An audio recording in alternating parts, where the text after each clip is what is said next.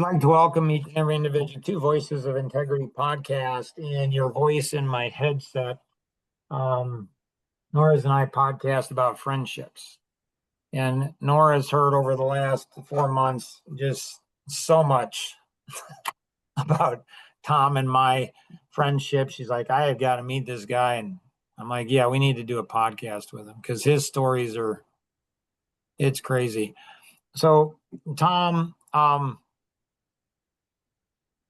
when you think about the last 20 plus years and years of my friendship, any thoughts that you have about that?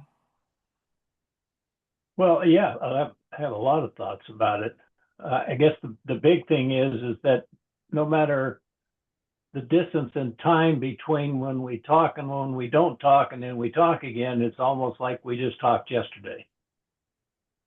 So it's kind of interesting to see how that all kind of comes together.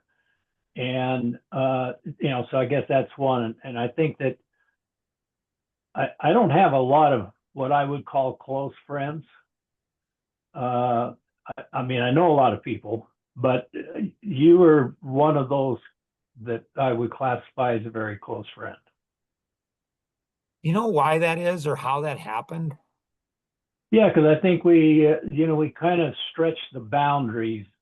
Conversations we have, for instance, you can sit there and say, well, we're going to have a 15-minute conversation that ends up being an hour and 15 minutes or so, because we seem to connect with each other and we seem to have like the subjects that we come up with, and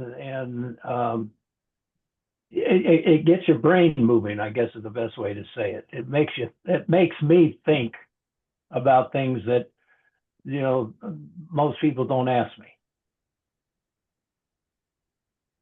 So Nora and I are working on that. So her and I's story is a fascinating story. I mean, it's just like you can't, like Nora, you can jump in anytime. Like when Tom and I get on, it seems like he and I just start talking and all of a sudden a whole bunch of people just gather around. But it like Tom and I,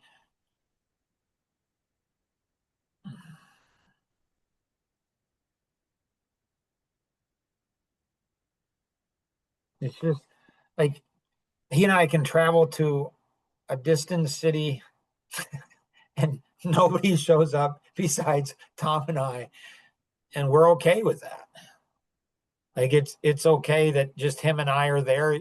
Like, and so Tom, this probably won't surprise you, but I don't know. Nora and I have only known each other for like 4 months, but it seems like a lifetime. And it's And just, why is that, Nora? I would say it's because we connect on so many different things. And when you said like you can sit down and say, okay, I've got 15 minutes, and then you look and it's like been an hour and a half, like that, that's accurate. And then it seems like it's been 15 minutes. Like it doesn't seem like it's been an hour and a half. So I think it's just like the way that we connected is just really cool. So it's like, I don't think I've ever experienced that before.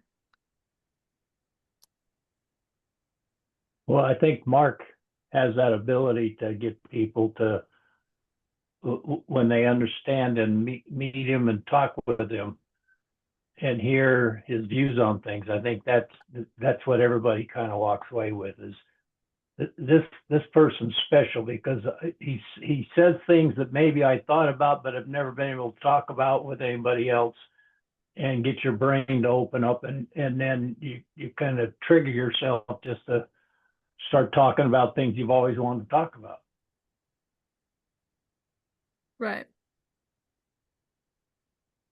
And if I look like I'm looking up, I am. I'm looking at, I put you on a bigger screen so I can see everything. Nice.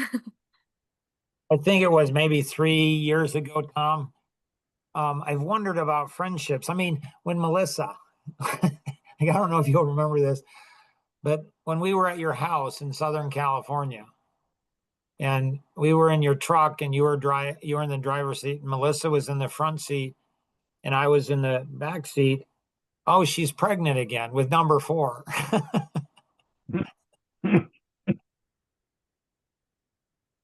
I, I'll tell you the other thing I remember about that trip. That was we were talking about homes and owning our, having our homes paid off, and oh, it's mine. I remember you looking, kind of laughing and going, no, it's not. If you don't pay your property taxes, they're going to come take it and sell it. And it was like, oh my God, I never even thought about it that way. But I remember that trip that came out. Right? Like, it was fascinating. Like, and it's not an hour and 15 minutes, actually. It's more like 10 hours. Like Yeah. like on the trip in Southern California, one of our book trips we had, and I was a little nervous because I'm like, we're not making the financial numbers. I'm like, this guy's gonna drop me. Like, man, he's like, I don't. So I asked, I said, so Tom, I'm just curious, how do you think it's working out with you and I together? And you're like, man, it's awesome. And I'm like, really? And you're like, yeah. And I'm like, what's awesome about it? And he's like, and you're like, you are. And I don't get that a lot from I don't get that from anybody. Like, nobody says that. Well, very few people say it. There's not very many. And I said, well, what's awesome? And you're like, I've never met a guy like you, like your brain. Like, I'm like, what does he mean? And you're like, well, at 6 o'clock we have a breakfast and your brain is on fire, and it's 11 o'clock at night and it's still on fire. It's like your brain, it just never stops. And I'm like most people don't like that, Tom. Well, I guess that's why we're not like most people. So what I did is, I don't know, 2, 3 years ago, like I asked what I asked you, I said, so Tom, if you're like, if you introduce Melissa to one of your friends, how would you want her to treat, you know, your friends? And you said, you didn't even pause. You just said, well, treat them like she does her friends. I kind of cringed, and I'm like, I don't know. Nothing against you, honey, if you're listening to this podcast. I mean, it's just like sometimes she doesn't maybe treat her friends. I don't know. Anyways, but it was fascinating to me. So I've had this preoccupation with friendship for a long time, like a long time. So I don't know, probably 3 years ago, I'm guessing, I put together this whole website on friendship. Well, I didn't, but somebody interviewed me, and then they put it all together. And they came up with 4 levels of friendship. And so level 1 is you'll like Mark. Level 2 is Mark will irritate you. Level 3 is you'll love Mark. And level 4 is your visions will connect. Yeah, I think that's fair. And I remember our very first conversation after a year of pursuing you, and you got on, you picked up and said, hey, this is Tom. I'm like, whoa, I can't believe I got, like, wow, that, like, hope I don't mess this up. So we talked, and I said, so what's your life vision? You said, change, real estate, how it's done all around the country. Like, wow, I love real estate, and it's really fun. And that's really a fascinating, I've never heard anybody say that. And you said, what's your life vision? And I said, to touch every single person in the world, one person at a time, make a huge difference in every aspect of their life in a really fun and exciting way. That's 8+ billion people. And you didn't even pause. You said, oh, you'll do that. I said, what do you mean? And you said, oh, you'll do it. I'm like, how do you know? You said, it's in your voice. I can just tell. Nobody had ever done that before. Like, nobody had ever said that before. I mean, there's 2 responses people would give. It's one is like, oh, that's nice. Okay. Or that's impossible. Like, you just like, yeah, no. Like, in the 20 things we had listed that we probably won't get to any of the 20 this time. There's just And there's so much that's happened since the last time we've talked, Tom. Like Life GPS mobile app. Like Nora, Tom and I were stopping at the subway place and we were driving out in Nashville on the book tour.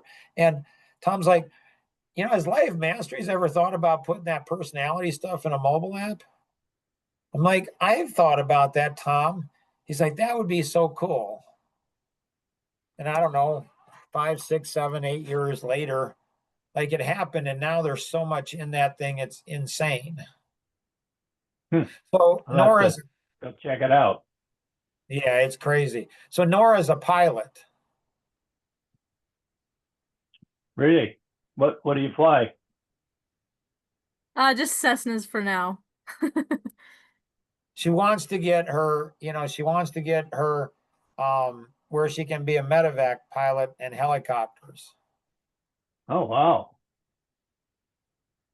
That's well, I've only seen medevac in a war zone, and that was a real unsafe thing tried to do. But so my hat's off to you. Yeah. So, Yeah, it's part of my life vision. So, so what's your life vision? Well, you'll do it. What's your life vision, Nora? healing, healing. So it's and I kind of found that in the whole process of the medevac stuff. So I had a therapist that asked me the one time, if there's anything I could do in the world, money and skill or nothing would matter, what would I choose? And so I grew up Amish, and I just remember like thinking about it for maybe, I don't know, was it 10 seconds? And I said, "Ooh, I would really love to be a pilot." And she's like, like her whole face lit up, and she's like, "You need to do that. You need to do that." And then we discussed it a little bit, whatever, and she brought up the medevac stuff, and she's like, "I really think with kind of the stuff that you've gone through, I think that would be really healing for you to go out and to do that and to be, go out where it's like, life or death for the person." And she said, "I think that would bring a lot of healing for you." And so, yeah, that all kind of tied in. And then talking to Mark, and he's like, I think healing is like, I think you have the gift of healing." And I was like, "Well, that makes sense." I think I do too. So yeah, so that's kind of the backstory on that. So I started, I've had my license now for a year and a half. I had my first flight September 2 years ago. So Wow. so yeah, I'm working on my commercial right now. So, and then after my commercial, I'll be going to helicopter. Well, so keep going. so when she was 15 years old, Maybe you can command a spaceship. Right? Meet Elon Musk and go to and tell him you want to pilot his first craft to Mars. There you go. so when she was 15, she's 29 now. When she was 15, she had a vision of sorts, and she thought God was telling her that she was going to adopt a child that was going to be a non-white child. And so 3 years ago, she adopted Lincoln as a little baby black boy, and he's a phenomenal kid. I have my oldest daughter and her husband tried to have kids when they first got married, and thank God he had a great job and paid all kinds of money to do all that stuff that they do to people who want to have kids and can't. And then they decided just to adopt, and they decided that it didn't matter what race the child was or whatever. So they ended up adopting a little girl whose mother was white, whose father was black. And after about a year or so, they decided that they wanted to adopt again. And this time it was both parents were black. The mother was actually a stripper in Las Vegas. The father, they don't to this day don't know who the father was. And thank God he has thank God he found that family, because the medical issues that he had and they got him when he was, brand new. I mean, freshly born. And, thank God they had the money to be able to do what they needed to do to save this poor kid's life. And he's just turned out to be an unbelievable guy. Then they decided to go on a trip to Hawaii. And guess what happened? They come back and she's pregnant. So now they have another child. So Nice. Nice. So Tom, you got what, another 5-6 minutes? go ahead, and I've got a little bit of time, so go ahead.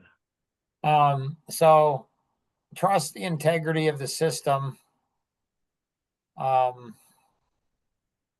is that so important for people, especially young people today? Well, I think the real reason is that there's so much skepticism in the world today. Everything gets challenged, and I think that's a good thing to a certain extent. But I think there's certain things when you just have to trust that the integrity of whatever that particular thing is there until it's not. Then you can question it. But don't just question it on the front end without really finding out, is it or isn't it? And I think too often, and I think these cell phones and technology, as great as it is probably as bad as anything else we've ever had. And it's, I get up, as you know, early every morning. By 4:30 in the morning or so, I'm out, well, now my oldest dog just passed away in August. I've got a brand new little one, and I have Daisy, who was the second one. But I usually am out walking them at that time in the morning. And I ran into a guy the other day. It's been about 4 weeks ago, I guess. And he's walking his dog with his damn cell phone in his hand at 4:30 in the morning. And I'm thinking, I don't get it. I don't. Why would you give up the opportunity to be out in the world at that hour when probably most people in my neighborhood aren't up, and have the quiet, peaceful ability to walk with your dog, and you're going to give it up to look at a damn cell phone and not pay attention to what you're there for? It just, I wanted to walk up to him and say, why don't you either go work on give me your dog, I'll walk, and you go work on your cell phone.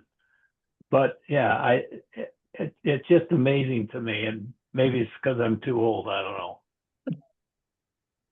Well, it's I don't think fascinating. so. It's fascinating because she, her sister, there's 10 kids. She's number 10 of 10 kids. Wow. Raised Amish, so buggies, no cars, no electricity, any of that. Fascinating story. Even more interesting. Right? Right. And so we had one of the events, like we have 2 events at our property here in northern Indiana a year. Man, would it be cool to have you come out here, Tom? Man, would it be cool. Anyways, we're on the river, so we have about 500, feet of riverfront, and there's a pond, and so it's a beautiful place for healing and fun and all kinds of stuff. So we have all these decks, and one of them's a heart deck, so it's shaped in the heart, and then there's a big 30-foot waterfall beside it, and wow, yeah, it's crazy. And she's sitting in the swing with one of our clients, like he's beside her, and I didn't know, so I went over and shook her hand, and just being hospitable, and introduced myself, and we talked a little bit, and then I left, and then I walked away, and Mary, who turns out to be one of her older sisters, comes up and said, "Did you meet my sister?" And I'm like, "I don't know. Like, who's your sister?" And she's like, "Nora, over there by the swing." I'm like, "Oh yeah, I met her." She's like, did you talk to her? I'm like, I don't know. I said, hi. She's like, no, you need to talk to her.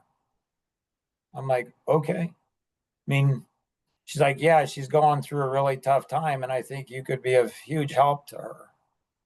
I'm like, okay, well, I can go deep if it's okay. She's like, it's okay, go deep with her. I'm like, okay. So I turn around, go over. She told me later she was really disappointed because her sister had really talked me up. This was an amazing guy. All I did is came up, talked to her, said bye, and walked away. And she's like, this guy's, he's just below normal. He's average. And so I go back and I say, hey, your sister said that, you're kind of going through a tough time. I mean, I'm happy to talk to you. And she's like, yeah. I mean, I said, is it okay to go deep? She's like, yeah. So I asked her the personality questions. And then I said, what's going on? And she said, well, yesterday, so this was a Saturday, so 4 months ago, roughly. So there was a Saturday she was there, and she said, yesterday, I got served my divorce papers from my husband. Hmm. And I'm like, wow, that sucks. Yeah. And then I said, well, tell me a little bit about everything. And she told me what was going on and stuff. And then she told me she wanted to be, she's a pilot and she wanted to be medevac. And then I explained. So she's, Tom, she's a double analytic in the geo and the Wow. pain, but her secondary in the geo, I believe, is driver, and the pain is her secondary is analytic or expressive. So she's a double analytic with a secondary of driver and a secondary of expressive. What don't you have? I mean, you got the whole thing. Right. And her gift and her heart is healing. Like she just like what you associate with the amiable. It's just so we go into that, and then I explain, I'm like, oh, this is why you want to be medevac, so the analytic, you like all the precision, you like all of this, and then the expressive, you like the thrill of potentially dying. And and then like I go through this, and she's just like, so then all of a sudden it's like this wham. I mean, there's this connection. And so, she'd gone through not only that, but a lot of the stuff, other stuff. So she'd been through a lot of hurt, from family and from Amish, where I've been hurt by Baptist, and like, so a lot of the stuff, a lot of the pain, and there's this connection. And so she said, I said, well, how much do you trust people? This was like a couple of weeks after we had met. And I said, well, how much do you trust people? And she said a 3. And I said, how much do you trust me? And she said a 10 within a few weeks. Wow. And I Well, told that's her, easy like to I told understand. him, what's that? I said that's easy to understand.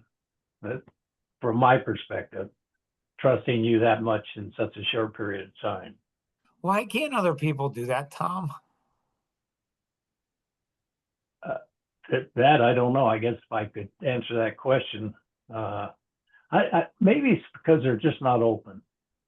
Maybe they're so protective of themselves, they're afraid to share something about themselves, and therefore they are standoffish to anybody else. So then I say to her, like I said to, everybody I meet, I'm like, I love people. I just don't like them.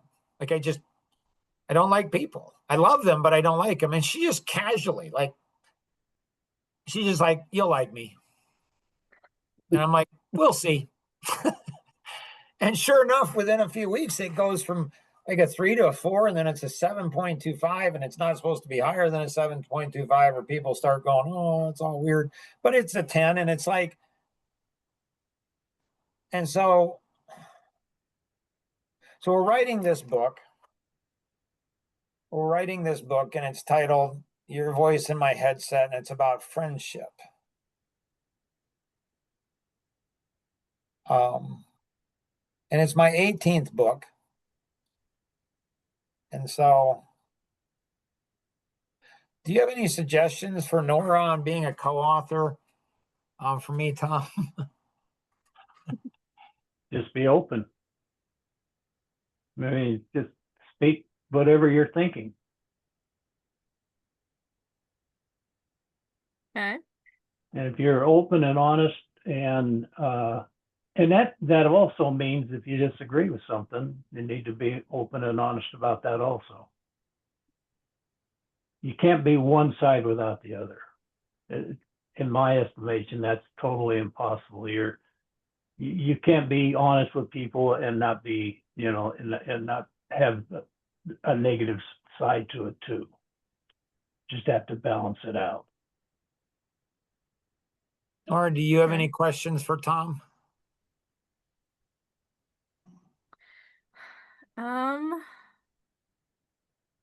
Yeah, what do you like with me starting a business and um like what's one thing that you would tell me that you wish you would have known at my age that you know now that people miss? I guess you're what, 29? Is that Yes. right? Yeah, I think one of the greatest things that I really have ever learned came out of a book called Think and Grow Rich by Napoleon Hill. And basically what it was is that, and I've known it before I was 29. I've read it and heard what I'm going to tell you, but I'm not sure I believed it at that point. But I do now, and I always have for a long time. And that is whatever your mind can conceive, and then what you can believe. And to me, belief is internalization of that. You can achieve. And the process of that is don't hold yourself back. Whatever is in your head, whatever is open, and you decide that you want to go for it, like your pilots and being a medevac and then being a commercial pilot. You've got to just internalize what it's going to take to make that happen. And then all of a sudden you're going to start to see that your outcome starts to change. And or your behavior changes. And then when your behavior changes, your outcome changes. And so, yeah, just don't limit yourself. I think too often, too many times, people tend to limit themselves or to justify why they don't think they can do what they wanted to really do or achieve whatever they wanted to achieve. What about Tom when other people around you hold you back? They don't mean to hold you back, they just do. And it could be a mom or a dad, it could be siblings, it could be friends, it could be a spouse. Like, what do you do? Not when people are purposely doing it, but what if you're wanting to grow and other people, it's like you know what I'm saying, Tom, or not? Yeah, I do. I absolutely do know what you're saying. And I think that, there are people that just, try to get you not to do things just to be mean. But what Mark's talking about is more or less comes from a parent or a relative or somebody that has experienced failure, what they think is failure, and they don't want you to experience that process. So they're trying to convince you that that may be a reach. I'm not sure you could, maybe you should scale your thought process back. And what I found is that whenever you hear that kind of an analogy, you're on track to do something great. And you also know that at some point you are going to probably, in their terms, fail. But failure to me is just, that's one idea or one way I know won't work. So I'll learn from that and keep going forward with it. But I think when your closest relatives or friends are saying, maybe you shouldn't do that, or that, you really want to do, that's telling you that you're on the right track, and just keep pushing forward with it. Right. And then, Nice. do you have any questions, Tom, for Nora or myself? Oh God, I could probably come up with a ton of questions, but it's interesting because Donna, my wife, Nora, keeps saying, "Are you ever going to retire?" And I kept saying, well, even my boss a few years ago said, "How long you want to keep doing this?" And I said, "Well, 5, maybe 5 years if my health holds out. That was 7 years ago. And there was a time last year when I thought that was going to be the last year, and it was because I wasn't feeling satisfied or the ability to use whatever talents I had wasn't being recognized. And so I thought, well, what the hell, I'll just get out and go do something else somewhere else. But some things changed, got some new leadership, and now I'm probably more energized now than I've been in a number of years to keep moving forward. And yeah, so I just turned 77. Could I do another 5 years? Yeah, I could probably. My goal, I read a book, or not a book, but I saw an article one time that scientists, and they had all different kinds of people, and they were actually studying the human body. And what they were looking at was, assuming we all know that there's diseases and accidents and all that stuff, but they shoved that off to the side and said, how long could the human body, based on the way that it functions, what really is the livelihood of a human body? And what they came to conclusions, I think it was probably a little bit short, but what they came to conclusions is about 120 years. So I figure, because I have had cancer and had some other things, I ought to be able to do about 110. And so that's kind of the goal I'm shooting for, is to, make it to 110. Nice. So we'll see how that all works out. I like that. So what's your goal? Mine? Yeah. That's a really good question. I haven't thought about that. So how could I help you?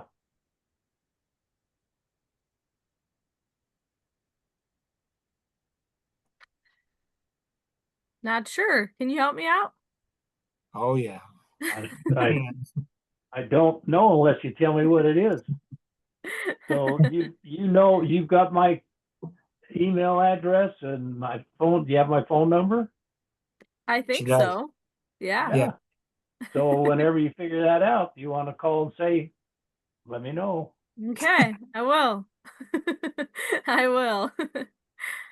And then one final thing, Tom, not that this would ever happen to a double analytic. Okay. I'm just saying, if it ever if it ever happened, Tom, or she was a little nervous about, I don't know, the book and sharing it with other people, like, what advice would you give her about sharing it with other people to get other people's input? Like, what advice would you give Nora if she was a double analytic and she was a little cautious, a little scared, a little frightened, I don't know, it was too raw or whatever, hypothetically? What advice would you give her, Tom? I would ask as many people as you can the questions that you want to know about your book, because I don't know, really the real content of the book, or how far you are, or what's going on with it.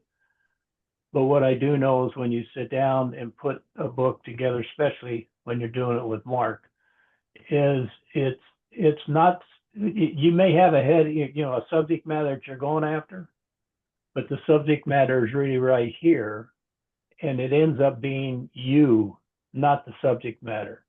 And so, you want to make, if you're going to put an effort into that kind of a process, you want to make sure it's the best possible outcome that you can possibly make. And if you need to talk to other people to get that, that's what you need to do. Don't be afraid of anything, because what you might find out is that they may say something that will change everything for you. And it's not so much what they say, it's really how you interpret the question you're asking them, and their answer to that question, that could set you on another path that you never even thought about.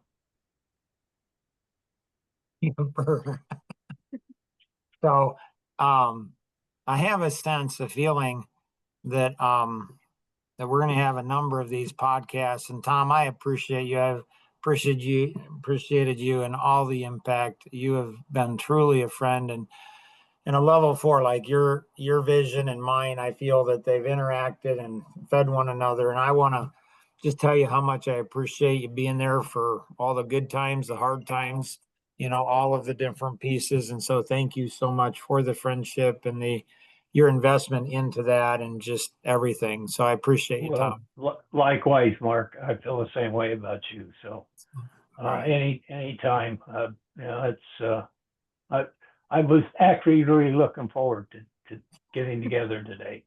I'm sorry to see this coming to an end, but that's Well, it's going to be fascinating. The three of us, Tom, like Nora, there's something, I don't know, there's something about her energy, her questions, just I don't know, just I about can tell you her. what it is right now.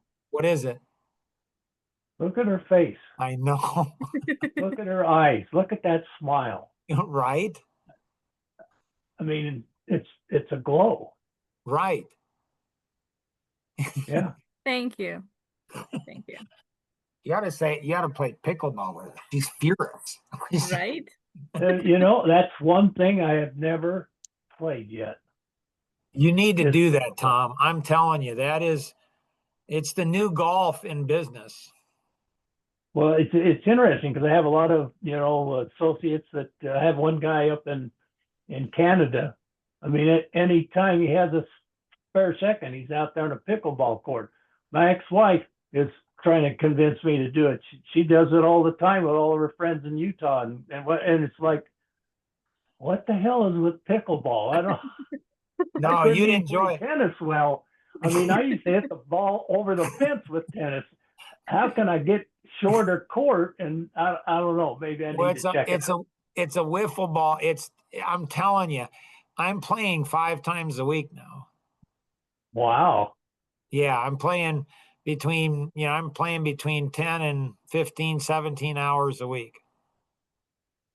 Well, I guess I got to find a wiffle ball court somewhere around here. And Right. And if you're able to, Tom, to come out here, we have an event in Oktoberfest. So we have 2 a year. But if you're ever in the area, love to stop by. And Nora's so, like where are you in Indiana? in northern Indiana, Elkhart, Indiana. So it's the Bristol. We're actually in the city of Bristol, but Nora can get you out the information, and she's 15 minutes from us. And there's so many people here that would So, where do you fly into? um is it He could fly into South Bend. yeah. That wouldn't be that far. Or even Grand Rapids. No, I've been to both of them. Yeah. Oh, And or if you'd go to a smaller airport, Three Rivers isn't far from here.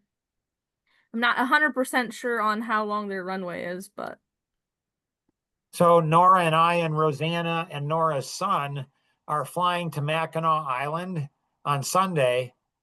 So we're taking a trip there and flying right into the island, flying right onto the island, spending the day there, and then flying back. Um, Nora's flying you in. uh-huh. Good deal. Have you ever been there, Nora? I've been to the island. I haven't flown there, but I've been there. Yeah. I love that place. It's really, really, really beautiful. It There is. was a movie about that facility because something about time and Right. how that he fell in love with this lady and traveled in time, and it was a love story. And then he came back, and then all of a sudden he found something in his pocket that it was what I can't remember the name of it. It was my mother's favorite movie. Oh, wow. Yeah. Wow. Well, we will have many more of these, Tom. Thank you so very much for your time and everything. It's always fun and enjoyable.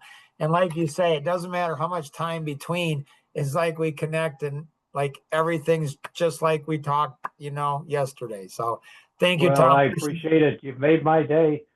Nora, glad to meet you. Look forward to many more communications. You too. It was nice to meet you. All right. Take care, both of you. Be Thank you. healthy.